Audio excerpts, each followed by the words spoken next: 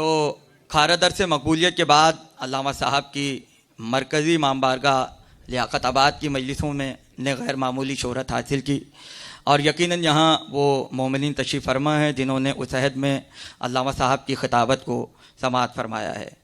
और ज़ाहिर है कि तुराबी साहब का उस ज़माने में इंतकाल हुआ और लोग ये समझते थे कि शायद अब खिताबत उस तरह से मिंबर पर नज़र नहीं आएगी, लेकिन ये अल्लामा साहब का कमाल है कि रशीद तुराबी साहब क़िबला के बाद खिताबत के डूबते हुए सूरज को वापस पलटाया।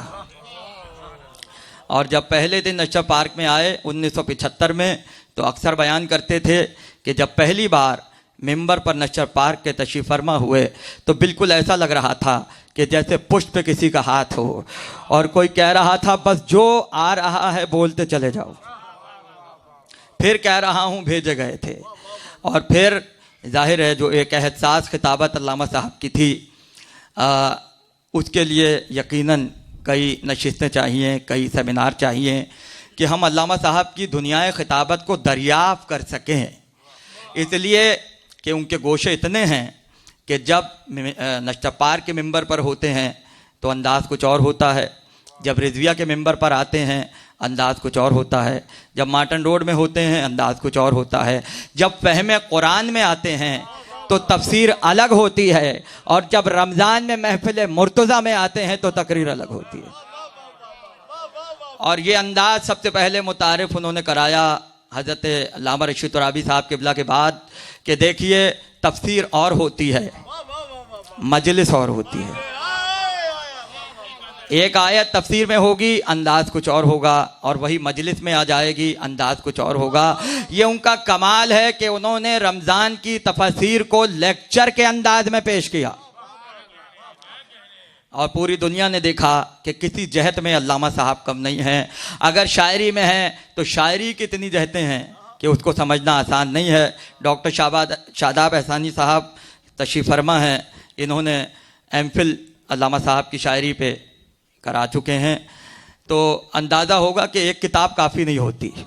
हम उनकी शायरी पर बात करें, उनकी खिताबत पर बात करें, उनकी समाजी खिदमत पर बात करें, उनकी कौमी खिदमत पर बात करें। क्या यहाँ बैठे हुए लोगों को वो वक्त याद नहीं है कि जब 1983 में कराची में शिया सुन्नी फसादात हो रहे थे, तो ऐसे मौके पर जब उलमा को गिरफ़्तार किया गया तो सबसे आखिर में अल्लामा साहब गिरफ़्तार किए गए।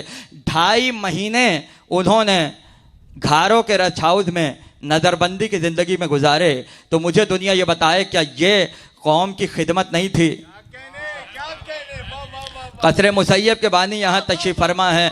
उस साल अशरा नहीं पढ़ा कसर मुसैयब का, क्योंकि अल्लामा साहब नज़रबंदी में थे, सारी मजलिसें उस साल नहीं पढ़ सके।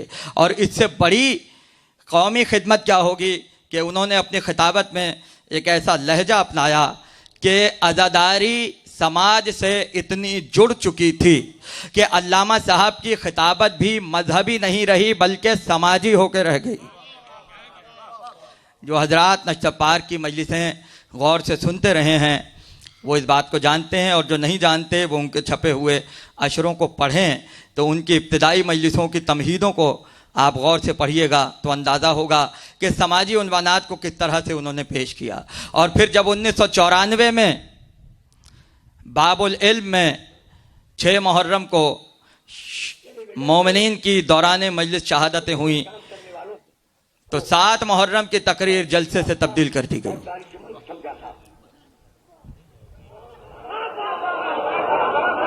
ये समझा था कि वो रवादार होंगे, वसीउल कल्ब होंगे, दानिशमंद होंगे, तहजीब याफ्ता होंगे, लेकिन हमें अफसोस है कि वो हमारी तवक्कुआत पर पूरे नहीं उतरे। उनसे और टेलीविजन के आला हुक्काम से ये गुजारिश है कि अगर वो टीवी से हुसैन दोस्ती का सबूत नहीं दे सकते तो कम अज कम यजीद नवाजी तो न करें। बहुत सीरियस और सावधान अपने सुनने वालों की खिदमत कर रहा हूँ। भाई हम अपील करते हैं कि वो ऐसे प्रोग्राम जो अशरे मुहर्रम के दरमियान दूसरों के जज्बात को मजबूर करने का सबब साबित हो, उन्हें रोक दिया जाए। और दूसरी अहम तरीन बात जो इससे ज्यादा अहम है वो ये कि कल शब में दहशतगर्दों की तखरीबकारी से जो बिरादरान ईमानी शहीद हुए, उनकी लाशें इस वक्त दारुल इल्म में मौजूद हैं और अभी तक उनकी तदफीन नहीं हुई। मेरी समझ में नहीं आता कि मैं किन लफ्जों में अपने सुनने वालों को मुखातब करूं। भाई कितना नाअहल वज़ीर आला, सूबे का इख्तियार आला कितना नाअहल है और सूबे की इंतजामिया कितनी मखलूज और बेबस है, मुझे नहीं मालूम, लेकिन मेरे जुमले को सुनो। भाई जब इंतजामिया नाअहल हो, वज़ीर आला नाअहल हो, गवर्नर नाअहल हो, न मालूम कितनी एजेंसी लगी हुई हो शियों को कत्ल करने में, तो अगर सूरत हाल यही रही तो हम अपने नौजवानों से कहेंगे कि दफा 144 की परवाह न करो, असलाहों के साथ बाहर आ जाओ।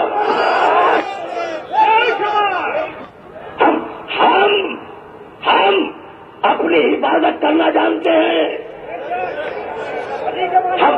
हम इंतजामिया के मोहताज नहीं है।